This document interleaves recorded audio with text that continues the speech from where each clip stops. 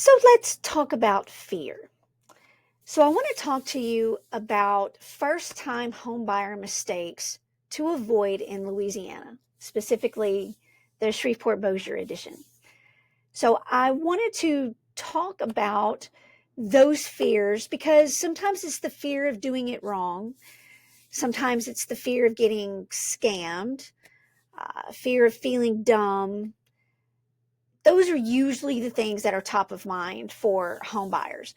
And I promise I'm going to walk you through those mistakes because I see them every day that people are concerned and I see them making those mistakes. But what I want to give you an idea is a way to avoid them. So mistake number one is waiting for the perfect time or the perfect rate. I see that a lot because people will wait on the sidelines because they have, their cousin's uncle telling them that, rates are dropping. They're going to drop 2 points, in the next couple of months, or prices are going to drop, the national average.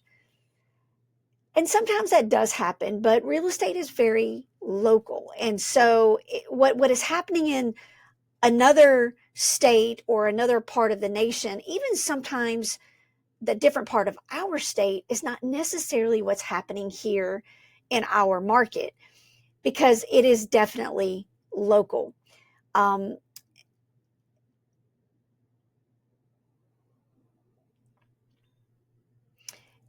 so we look at sometimes what is the best time, and best means different things to each family, and what is best for you right now may have been very different for what was best 6 months ago or even a year ago, or what may be best a year from now. There's never a perfect time. We're always looking for a good time. When does it make sense to make that purchase? Let's look at mistake number two, and that's starting with the realtor instead of the lender, because the first thing the realtor is going to ask you is, what price range do you want to be in? The majority of the time, people, they think they know what price range they want to be in because they see a house that they like, and that's where they want to be. They have really no idea about where that's going to put their payment, and they're not sure how much money they're going to need out of pocket. So the very first thing that the realtor asks them is what price range. They're not sure. So then that next thing is to send them to a lender. If you start with the lender, you get all of that out of the way first. That way, when you talk to the realtor, you can tell the realtor, because it doesn't really matter what you qualify for. In other words, you may qualify for a $200,000 house, but you want your payment to be around a certain amount. So that's going to put you in a sales price of, say, $150,000.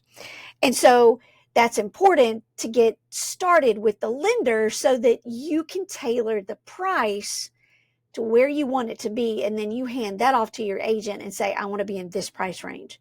Because with your lender, we've already worked out amount of down payment.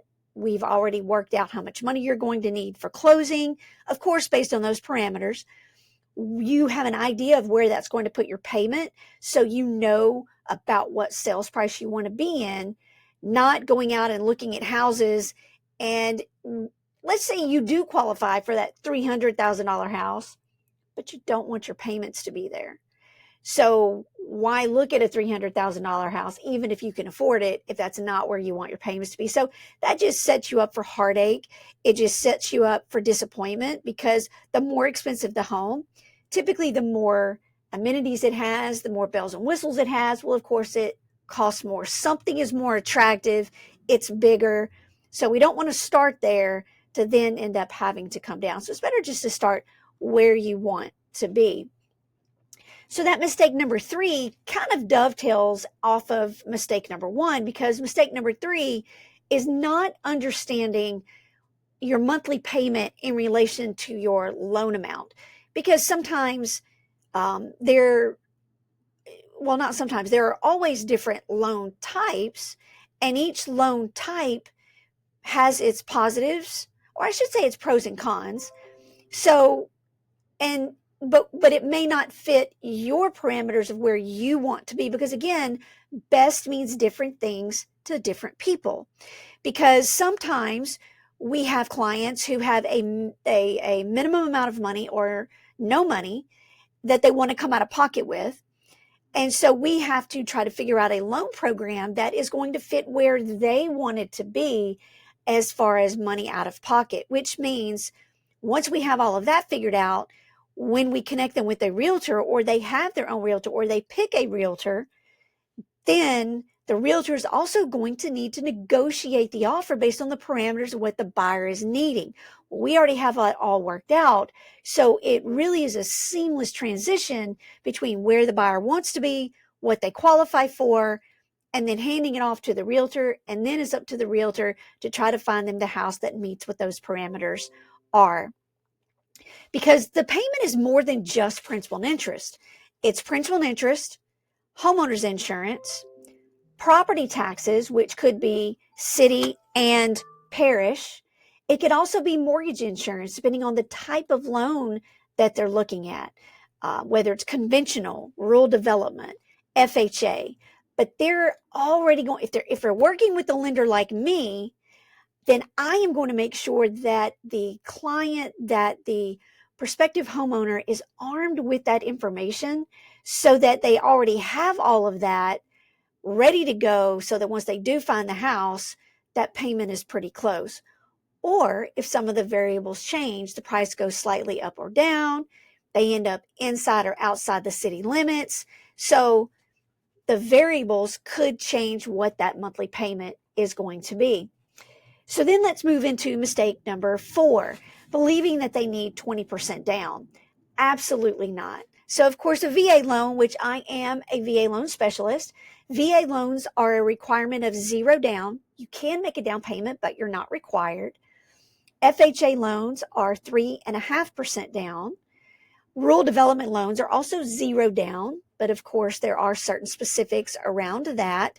There are income limits. The property has to be outside of the city limits within eligibility areas, which if you are interested in an RD loan, just let me know and I can look that up for you. So we've talked about VA, FHA, rural development. That leaves conventional. Conventional loans do have a 3% down product. 20% down is not required at all, ever, right out of the gate. Now, it could be that your credit score is super low and maybe it takes a little bit higher down payment to get your loan approved, but it's not that you have to have 20% right out of the gate no matter what. That is a huge misconception with a lot of people. So let's talk about mistake number 5. And that is assuming that your credit is not good enough. Perfect credit is not required, ever. Now, perfect also means different things to different people. We sometimes have clients who have 1 or 2 trade lines, but maybe they're really old and maybe they have close to an 800 credit score. I could also have a client that has 2 trade lines, meaning 2 items on the credit report, and they have a 630 credit score. Could be because they've only had them for a very minor, a short amount of time, or they're completely maxed out to their limit, and or maybe they've had a late payment. So there are a lot of different variables that could lower the scores, which that's a whole nother conversation. But you never want to assume that your credit isn't good enough. If you want to try to track it initially to a place like, for example, Credit Karma.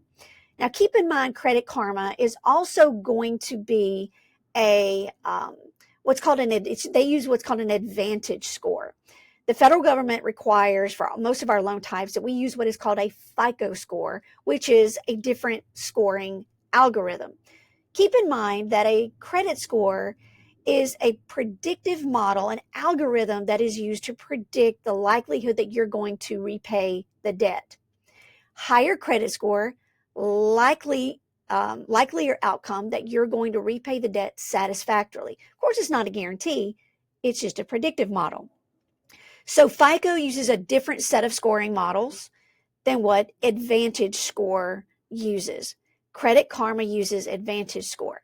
So all of that to say, use Credit Karma as a tool to track the trajectory of what is going on with your credit score, but it's never, ever going to be the score that the credit bureaus are going to give to us whenever we are running the pre-qualification or the pre-approval when you make full application. So right out of the gate, never assume your credit isn't good enough. If you are 600 or less, use those tools, put it in ChatGPT. Here is my credit score. If you have a copy of your credit report, I wouldn't necessarily put that in there because, of course, that's not secure. But you might can put in there, I have a credit score of this, and can you give me an idea of what I need to do in order to improve my scores? But think of it from the perspective, the credit scores are used as a predictive model as to whether you're going to repay the debt. So if you've got a lower score, it's typically either for the reasons of you have too much credit, meaning maybe you have too many trade lines and too many of them have balances. So for example, when you're looking at your Credit Karma report or any report for that matter, it typically will give you reasons of why your score is what it is. Use those as a jumping off point. But maybe it's too much credit. Maybe it's late payments. Maybe it's collection accounts and charge-offs. Well, if you're looking at them from that perspective, then you're going to need to pay those debts current, keep them current. The longer you go from a negative or derogatory hit to your credit report, the more distance you are from that event, the better your scores will get. Keep in mind, don't pay off all your credit and then don't do anything, because if there is no credit, there is no grade. Because again, credit scores are a predictive model as to your willingness to repay the debt. If they can't see that you're paying anything, then how do they score it? So you don't want to pay stuff off and then not use your credit at all, because your credit scores will actually plummet. So mistake number 6, not understanding escrow, insurance, and property taxes. So in the state of Louisiana, of course, we have parish taxes, and then you'll have city or town taxes if you're in the city or the town limits. So in Louisiana, for parish property taxes, you're allowed to file homestead exemption for the first $75,000 worth of value. That is worth anywhere from $800 to $900 annually in parish property taxes.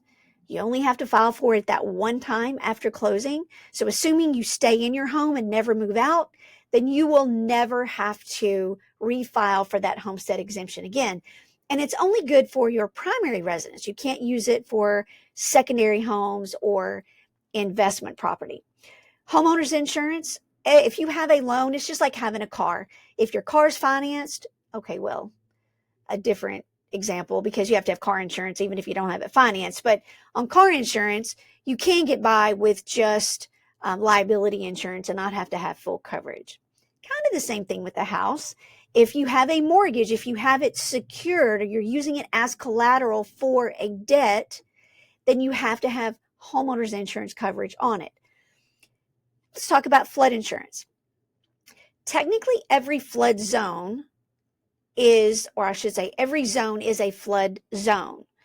Only certain zones are required by the federal government that we as lenders, whether it be a bank, a credit union, an independent mortgage lender, a mortgage broker, no matter who it is, if the property is in a zone that has an A in it, for example, that's what we see the majority up in Northwest Louisiana, is something in A, AE, AO, A, then you will have to purchase flood insurance before we can actually close the loan. If the flood maps are changed throughout the life of the loan, then you can choose to have the flood insurance dropped if you wanted to.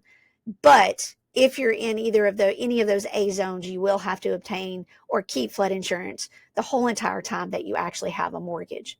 So property taxes and homeowners insurance obviously can change over the life of the loan. So once your loan closes, certain things will never change, assuming you have a fixed rate. The interest rate will never change. The principal and interest payment will never change. So the only reason that that payment will change over the life of the loan is if the things that we can't control change. And what are those things? Those things are homeowners insurance, flood insurance if required, city taxes, and parish property taxes. So those what you call your escrow items. If they change, then obviously it will make your monthly payment change. That escrow account is really one of the most confusing things about having a mortgage because, for example, in Louisiana, which is very different in a lot of states, in the state of Louisiana, our property taxes are paid in December retroactively for that year, but homeowners insurance is paid forward. And so when escrow accounts get kind of messed up, it's usually because there's some type of overlap or significant change, especially like we've seen in the last probably 3 or 4 years, as far as property assessments going up, because we all like it because these values go up. So we like it as sellers. But when it comes to homeowners and then the property taxes, well, our property taxes mirror those increase in home values, which means our property taxes go up. So there's, it seems like there's always a cause and effect, a positive and a negative. Well, one negative to our values increasing is in fact an increase in property taxes. But that's just a whole nother story for another day. So let's talk about mistake number 7, not having a real budget conversation. So I, as a loan officer, I spend a lot of time educating my clients, informing my clients in order to give them information so that they can make informed decisions. Because you know more about what is going on with you personally, within your family, what your short-term and your long-term plans are. A mortgage to me is more than just a transactional, what do you need right that moment? There's more planning involved in that. And I take more of an overall approach as to what fits the client, because again, what is best for you is different than the next client and is different than the last client, because best means different things to different people. So having that budget conversation. So as we're going through that pre-qualification stage, y'all as prospective clients, you as an internal family may or may not have already had that discussion about where you want to be monthly. So that pre-qualification stage and you starting with a lender like me is we're having that discussion then. It's giving y'all time to discuss where you want to be as far as a monthly payment goes, so that when you then kind of go out into the wild, if you will, and start looking at homes, you already have a range of where you want that monthly payment to be. So one of the things that we talk about is comfort versus qualification. Because again, going back to that very, one of those initial myths of what amount do you qualify for, and then where are you wanting to be monthly payment wise, those can be two very, very different numbers. It also could be that you are trying to decide where you want to be, and then it's a give and take as far as information goes. So trying to have that budget conversation stirs up a lot of conversations, typically within your family, and then you trying to figure out exactly where you want that budget to be and thinking through that process. The last thing you want to be is sitting out in front of a house that you absolutely fall in love with. The kids are picking out bedrooms. You're deciding what you're going to do with that outdoor kitchen, or where you're going to put your garden in, and then realize that that is way outside of what you were wanting to spend per month. Maybe your kids are in travel ball. Maybe they do competitive gymnastics or competitive cheerleading, or you as a family like to take a monthly trip that is those are things, the point of that is those are things not on a credit report. Those are things that I can't see. So I can run the numbers all day long of what you qualify for, but there's so much more involved in that calculation of the price house that you want to be in, that you want to put an offer in, other than just what I can see on paper. So I, as a loan officer, again, take that holistic approach and talk about those things to make sure that that it fits within your family lifestyle, not just what I can see on paper. So that kind of rolls us into mistake number 8, is looking at houses before you're getting pre-qualified or before you're getting approved, because that emotional roller coaster is just not fun. It's heartbreaking because, like I said, you're out, and it's kind of like looking at a Ferrari, and then you ask what the payment would be, and then you're kind of heartbroken because you don't want to, whether you can or can't, you don't want to pay that much for it. So getting the pre-approval numbers before you're out looking at houses, and please beware of those online calculators. They are, I don't like them, to be quite honest. I think they set people up for failure. What it does give you is give you a principal and interest number. And even though in small print, in big print, big, fat, bold, glowing, pulsing print may tell you this doesn't include escrows, guys, those escrows can be $200. They could be $800, depending on taxes, insurance, and mortgage insurance. So use an expert like me who can give you those estimates during the pre-qualification stage, because that way you know before you're out and about looking at houses that that's about where you want your payment to be, because those online calculators are not realistic. And Zillow Dreams, there's a lot of heartache there because they're also just plugging those estimates in using national trends, using national averages. And I'm not a average person. Well, what I mean by that is that I don't like averages. I don't like guesstimates. I want to work it up specifically at that price, whether you're inside or outside what city. My goal is to be as accurate as possible, so that when you do find that house and I am sitting at the closing table with you and we're looking eyeball to eyeball, that you're excited. You're not disappointed or nervous or mad, quite honestly, realizing that now your payment is way higher than what you thought it was going to be, because that should never happen. If you have a loan officer that does that to you, they're not doing their job. They haven't done their job. And I get really angry about that, because you're sitting there at the table and you get those surprises, which is another reason why some loan officers don't go to the closings, because they don't want to look their clients eyeball to eyeball, and they don't want to be held accountable. I'm okay with the accountability. I love it. And I also like sitting at that closing table where I get that feedback and they're happy and it's tears of joy and the kids are excited about picking out, what color their new bedspread is going to be, where they're going to put the Christmas tree. That's always exciting this time of year. Where they're going to put the garden in the backyard, the big family barbecues where they might go put in their little kiddie pool where they're going to play. So there's lots and lots of things to talk about. They start talking about the honeydews, sometimes sitting at the closing table. And I love being immersed in that with the family. I love being a part of that because what I do is important and I love what I do, which kind of leads me into mistake number 9. And that's choosing the wrong lender. And sometimes the wrong lender is simply somebody who won't answer the phone, someone you can't get in contact with except for that initial call, and then you're kind of handed off to somebody in a call center. It doesn't mean they're bad people, doesn't mean that they don't sometimes do an okay job. The feel is very different. I want the experience to be informative. I want it to be as relaxing and stressless as humanly possible that I can make it.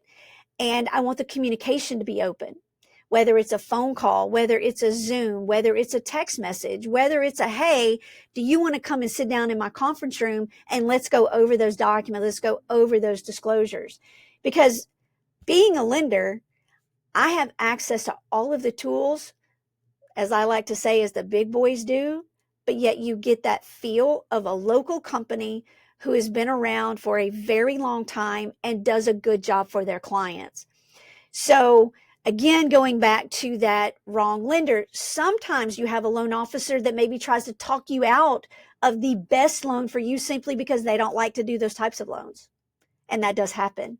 Or maybe they're trying to talk you out of that loan because they don't know how to do them. Or Maybe they don't make as much money off of that one type of loan, so they want to put you on another one. It's about trust. It's about reliability. It's about dependability. It's about knowledge. Those are the things that make a good loan officer. And I do my very best every day to emulate those characteristics, because if I was doing a loan, I would want somebody to treat me that way and have access to those resources and to be that type of person. So I try to give my clients what I would expect. Because at the end of the day, there are really three things that you're comparing. You're comparing rates, you're comparing fees, and you're comparing service. Fundamentally speaking, most interest rates are pretty close if you're comparing apples to apples. If someone's quoting you an exceptionally lower rate than the majority of other folks, then that means there's something hidden.